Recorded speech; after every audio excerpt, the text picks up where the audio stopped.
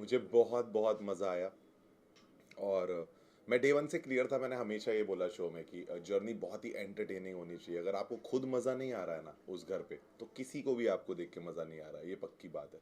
तो मैं सिर्फ इंजॉय करने गया था, मैंने बहुत बहुत बहुत इंजॉय किया।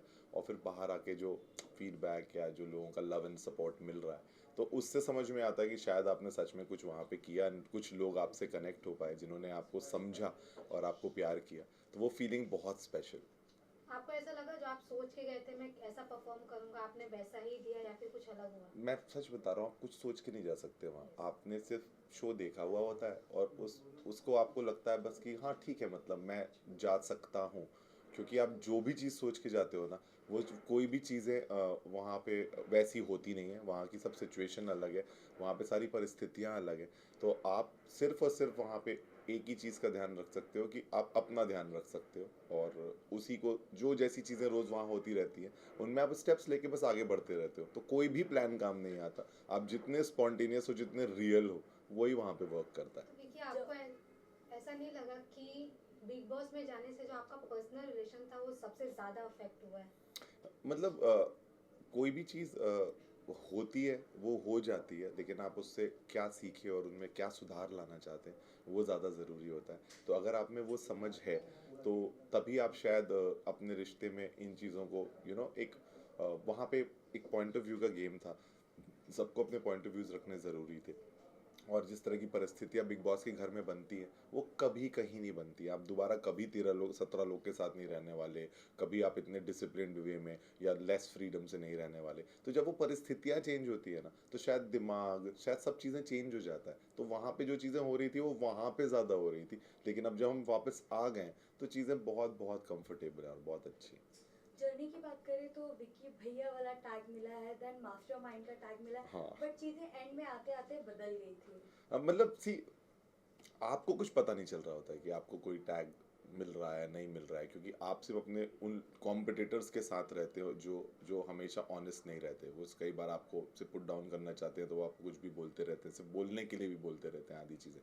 तो आप समझ नहीं पाते। बट आपको इन दी एंड आपकी जर्नी पे खुशी होनी चाहिए, और आप उस घर में हमेशा एक्टिव रहने चाहिए। बिकॉज अगर आप एक्टिव नहीं रहोगे ना, तो कुछ भी कॉन्वर्जेशन नहीं होगी, कोई रिश्ते नहीं बनेंगे। तो एक्टिव मैं बहुत ज़्यादा था, मैं रोज़ कुछ ना कुछ करता था। मैं हर किसी की स्टोरी में था, मेरा हर किसी से रिलेशन था उस घर पे। और स्ट्रॉन्ग रिलेशन था, एक सर्टन रिस्पेक्ट। ये जो विकी भैया आया ही उस चीज़ से था कि सब लोग मुझे एक सर्टन रिस्पेक्ट देते थे डे वन से। उनको मैं एक समझदार व्यक्ति लगता था, वो मुझसे अपनी प्रॉब्लम्स डिस्कस करते थे। तो हाँ, मतलब I feel that the title is totally completely earned by me on that show, by however I am. So I enjoy that. वो कब अच्छा था कब बिगड़ गया मैंने इतना सोचा नहीं, but people still call me as Vicky Bhaiya and they miss me as Vicky Bhaiya, so I am honored.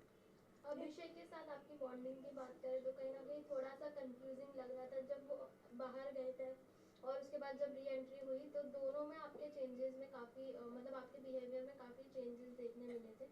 उस पर क्या कहेंगे? सी मैंने कभी भी हम सब के बहुत झगड़े हुए हैं उस शो में, और हम सब उन सिचुएशन से पहुँचे हैं जहाँ हम कभी अपनी लाइफ में नहीं पहुँचते हैं। लेकिन उस टाइम पे मैंने बहुत कोशिश रख के अपने हमेशा शब्दों में संयम रखा। मैंने कभी गाली गलौज नहीं की, और मैंने कभी किसी पे हाथ नहीं उठाया। तो मुझे ऐसा लगता था कि वो इतना क्लियर रूल ब्रेक था वहाँ का, कि वो किसी भी सिचुएशन में नहीं होना चाहिए था।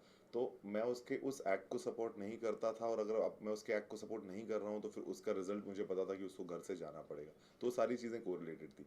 वो जब जा रहा था, तो क्योंकि मुझे पता था कि उसके लिए वो घर कितना इंपॉर्टेंट था, उसने हमेशा अपने शब्दों में बताया था कि वो बहुत ज़्यादा इस शो में रहना चाहता है और बहुत अच्छा करना चाहता है। तो मुझे मुझे इसलिए उस दिन रोना आ रहा था, कि मुझे उसके ऐसे होने पे रोना आ रहा था, कि वो ऐसा क्यों इतना अग्रेसिव हो जाता है कि वो अपनी बनती हुई चीज़ों को हमेशा इतने पास आने के बाद वो बिगाड़ देता है। तो उस फीलिंग को मैं उसकी जानता था, तो मैं बहुत ज़्यादा कनेक्टेड था उससे उस टाइम पे। तो मैं उस चीज़ के लिए सैड था। बट वो जो उसने किया था उसके लिए उसको घर में नहीं आना चाहिए था, मैं श्योर था। इसलिए मेरा बाद में वो रिएक्शन था जब वो आया, कि वो एक अनफेयर डिसीजन था, उस ऐसा नहीं होना चाहिए था। आपका बॉन्ड जिस तरीके से अभिषेक के साथ बदला है, from a brother to a competitor या क्लियरली सीन, वही कुछ सीन हमने मुनावर के साथ देखा था। एंड चीजें तब बदली स्पेशली जब आयशा की एंट्री हुई थी। व्हाट यू वांट टू से?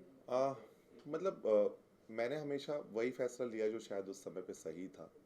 अभिषेक के साथ मेरा एक बहुत अच्छा रिलेशन था शो में, और बहुत अच्छे से हम लोग स्टार्टिंग के दिनों में क्लोज थे, बट दिवाली टास्क के बाद कुछ ऐसी चीज़ें उसके साथ तरफ से हुई जिसको लेके मैं खुश नहीं था।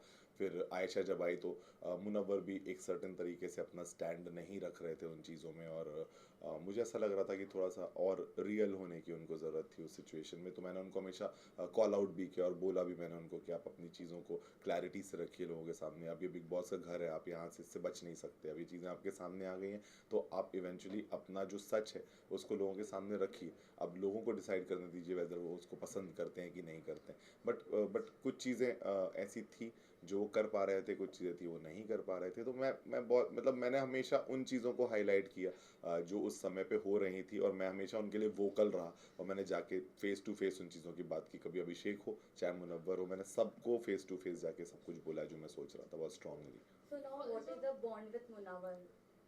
सी मुनव्वर के आर्ट फॉर्म को मैंने हमेशा बहुत पसंद किया। मैंने उसको हमेशा बोला कि तू बहुत अच्छा आर्टिस्ट है, और उसने खुद एक्सेप्ट किया शो के ड्यूरेशन में कि वो एज अ ह्यूमन बीइंग जहाँ जहाँ अपनी लाइफ में गलत रहे हैं उनमें वो सुधार लाना चाहेंगे। तो आई फील बस वो सुधार ला ले, उसका पर्सनल मैटर है। अदरवाइज कोई भी प्रॉब्लम नहीं है। वो घर के अंदर जो भी चीज़ें होती हैं वो जब तक आप उस घर में रहते हो तब तक रहती है, क्योंकि उससे निकलते ही जब आप अपने घर में लौटते हो, अपने घर वालों के साथ मिलते हो, और जो लोगों ने आपको प्यार दिया होता है आपकी जर्नी में, आप उसमें इतने ज़्यादा खुश और इतना ज़्यादा ग्रैटिट्यूड फील करते हो कि फिर वो फीलिंग्स, वो प्रॉब्लम शायद उस घर में ही रह जाती हैं, और शायद सभी चीज़ें ठीक हो जाती हैं सबके बीच में। तो मुझे नहीं लगता किसी के दिल में बहुत ज़्यादा कुछ है। ऑल्सो बाहर आने के बाद आपने देखा ही होगा आपकी मॉम मॉम काफी ज्यादा फेमस हो हाँ गई हाँ, मॉम सेंसेशनल हो चुकी है मेरी। उस पर क्या कहेंगे लाइक जब आपकी उनसे बात नहीं होगी जिस तरह से बाहर उनको अप्रिशिएट भी किया जा रहा था उस पर क्या शेयर करेंगे?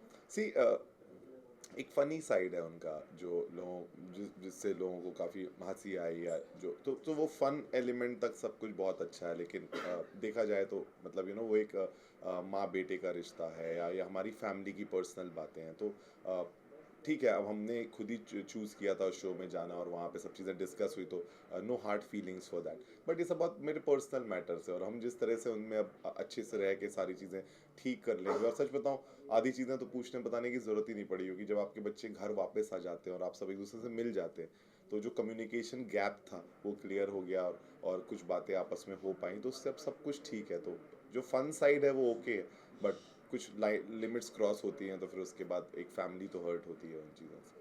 जैसे कि आपने कहा पर्सनल मैटर था, लेकिन जो आपके मॉम कहीं ना कहीं कई सारे अंकिता के अगेंस्ट भी स्टेटमेंट उन्होंने दिया था कि लोगों को भी काफ़ी बुरा लगा था, कि उन्होंने एक बात कही थी कि ये हमारी इनकी तो शादी एज अ इन्वेस्टमेंट थी। एक बार उन्होंने लाइन कहा था, तो इस पर आप क्या कहना चाहेंगे? मैं सिर्फ इतना कहना चाहता हूँ इन सारी चीज़ों को देख के कि एक एक मॉम का जो इमोशन था शायद सन के लिए वो सही हो सकता है, लेकिन शब्द बिल्कुल भी सही नहीं थे। कुछ चीज़ें नहीं बोली जानी चाहिए थी जो कही गई वहाँ पे, जो शायद उस मोमेंट में हो रही थी। जब हम बहुत ज़्यादा नाखुश दिख रहे थे तो शायद वो रिएक्शंस फैमिली के अलग अलग तरीके से आ रहे थे जो शायद शब्दों में बिल्कुल भी सही नहीं थे। सो आई वुड जस्ट से कि जो चीज़ें हो गई वो हो गई, और जिस तरह से अब हम साथ हैं वो ज़्यादा इम्पॉर्टेंट है, और अभी सब लोग बहुत ज़्यादा खुश हैं, और अभी हम घर लौटे हैं, तो अभी are just adjusting to our own normal life. So I would like to say that everything is fine. So जो वहाँ था वो वहीं रह गया है, बस ख़त्म है अब। Thank you guys, great. तो फिर विकी भैया का अब नेक्स्ट प्लानिंग क्या है? अभी तो इतना सारा काम कॉम्प्रोमाइज़ हुआ है। अभी घर जा रहा हूँ 2 दिन में, एक बार थोड़ा वहाँ सब समझूंगा, उसके बाद फिर एक बैलेंस रखने की कोशिश करूंगा, एक ऑर्गेनाइज्ड वे में दोनों लाइफ्स का क्या क्या कर सकता हूँ। कुछ प्लान करूंगा, बट अभी कुछ भी पाइपलाइन में नहीं है सच। अभी I am just relaxing. Vicky भैया एंड उनकी पार्टी काफी चर्चित, मैं जानना चाहेंगे पार्टी रीयूनियन के क्या प्लान्स हैं? पार्टी 9th को हम सब मिल रहे हैं, एक पार्टी है 9th को, सो सब सारे लोग वहाँ पे मिलेंगे। बाकी कुछ कुछ होता रहेगा। अभी सब लोग अपने अपने अभी निकले हैं, सब लोग अपनी फैमिली के साथ टाइम स्पेंड कर रहे हैं, सब लोग ने जो जर्नी में किया है उसको अपने लोगों से मिल रहे हैं जो उनको सपोर्ट कर रहा है। तो मेरी ख्याल से वो सारी चीज़ें एक बार जब रेस्ट अप होंगी, और सब लोग एक दूसरे को देख के शायद बोर भी हो गए 100 दिन तक, तो अभी कोई किसी से मिलना भी नहीं चाहता। थोड़ा सा अपने जोन में रहेंगे, उसके बाद फिर सब वापस कनेक्ट करेंगे। तो will plan something. Thank you. Thank you so much. Thank you so much, guys. Thank you.